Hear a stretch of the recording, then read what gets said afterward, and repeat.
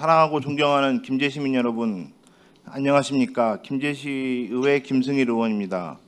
풍성해야 할 추석 명절을 앞두고 사상 최악의 경기 침체의 시름을 앓고 계신 소상공인 분들, 작년 대비 쌀값 12%, 한우값 8% 하락으로 인해 고통받고 계시는 농축산업에 종사하시는 시민분들께 안타까움을 금할 수 없으며 비통함을 느끼고 있습니다.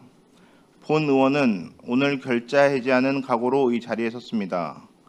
1994년 학생을 포함하여 49명의 사상자를 낸 성수대교 붕괴 사건, 1995년 500여 명의 사망자를 포함하여 1000여 명의 사상자를 낸 삼풍백화점 사건을 기억하십니까? 어린 시절 TV로 본 참사 현장의 참혹함을 아직도 생생하게 충격으로 기억하고 있습니다. 두 사건 모두 부실 공사 및 부실 관리로 인해 벌어진 인재라는 공통점이 있습니다. 그리고 30여 년이 지난 지금 피해 규모는 다르지만 똑같은 일이 우리 김제의 백구 스마트팜 혁신밸리에서 벌어지고 있습니다. 백구 스마트팜은 2018년 농림축산식품부 공모에 선정되어 백구면 일대에 1,040여억 원을 투입, 21년도 11월에 준공되었습니다. 이 사업은 농림축산식품부, 전북특별자치도, 김제시가 주관이고 농림축산식품부의 지침에 따라 시행을 농어촌 공사에 위탁하였고 농어촌 공사가 업체를 선정하여 설계 및 시공을 하여 건물을 다 지은 뒤에 소유권과 관리 감독이 김제시로 이전되어 온 형태로 현재까지 운영되어 오고 있습니다. 스마트팜은 창업 교육동 청년농 대상 임대형 스마트팜, 스마트팜 기술의 연구 실증 지원을 위해 크게 3개의 섹터로 운영되고 있습니다. 전국 최초 스마트팜 혁신밸리 준공이라며 대대적인 언론 홍보를 하였고 현재까지도 전국 각지에서 벤치마킹을 올 정도로 최첨단 시설이라는 인식이 자리 잡아가고 있습니다. 하지만 2021년도부터 본 의원이 묵도한 건 정말 참담한 현실이었습니다. 청년농들은 예정된 준공보다 늦어져 미리 사놓은 몇천만 원의 육묘를 처분하였고 높이가 맞지 않는 수경배들을 직접 스티로폼을 잘라 만들어갔으며 천장 누수가 잡히지 않아 비가 올 때마다 3년간 긴장으로 밤을 지새워야 했습니다. 또한 작물 재배인 필수 요소인 물을 위해서 필터 교체 비용을 걱정해야 했고 부족한 설비들 때문에 불편함을 감내하며 20개월의 교육을 받고 부푼 꿈을 가지고 온 청년들이 생존을 위해 치열하게 발버둥 쳐왔습니다. 그때마다 본 의원은 김제시에 많은 것들을 요청하였고 행정사무감사나 의원 간담회에서도 스마트팜의 문제에 대해 언급하였습니다. 다행히 우리 김제시 공직자분들의 공감과 노고로 인해 많은 문제들을 해결해 갈 수 있었습니다. 간략하게 말씀드리자면 임대농은 과채농과 복합동으로 나뉘어 있는데 초기 과채동 누수 때는 본 의원이 설계도를 전문가와 검토하며 물동이가 좁은 문제, 온실의 단열 문제, 작물 재배에 맞지 않는 배드 높낮이 문제들을 해결할 수 있었습니다. 또한 부족한 설비들, 예를 들어 저와 청년농들의 간담회를 통해 RO 필터의 교체 비용을 시에서 부담해 주셨고 수온 조절기 설치, CCTV 설치, 지게차와 팔레트 구입, 하다못해 프린트까지도 11호 문제를 해결했고 시설의 하자 문제가 발생할 때마다 농어촌 공사에 보수를 요청했습니다. 이 자리를 빌어 청년농들을 위해 애써주신 담당 공직자분들께 감사의 마음을 표합니다.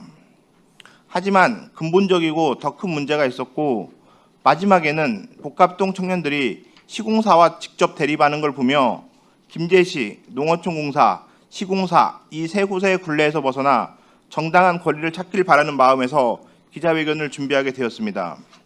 2024년 8월 21일 청년농들은 전북특별자치도의회에서 피를 토하는 심장으로 입장을 표현하였고 현재까지도 농식품부가 주장하고 있는 원인 규명이나 협상 마련은 제대로 진척된 게 단 하나도 없는 상황입니다.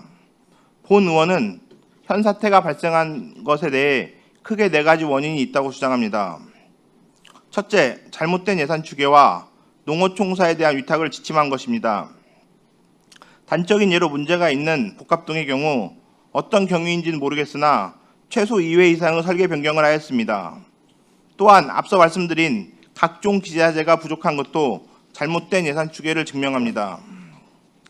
각 지자체에는 유능한 공직자분들이 계심에도 불구하고 농식품부 사업들은 대부분 농업촌공사에 위탁하고 있고 이처럼 문제가 발생했을 시 오롯이 그 책임과 질타는 해당 지자체에서 감내해야 한다는 것입니다. 둘째는 잘못된 설계입니다. 백구 스마트팜 혁신밸리의 부지는 원래는 방죽이었던 곳입니다. 지반이 약해 연약지반 계량 공사를 튼실히 해야 했음에도 불구하고 목봉을 심고 기초 콘크리트를 조성하였는데 심지어 기초 콘크리트도 철근 배근을 쓴 게 아닌 와이어 메쉬를 포설하고 타설하였습니다. 지반이 약하니 아무리 천장을 뜯어 고친들 지반 침하로 인해 천장과 건물의 균형은 계속될 것입니다.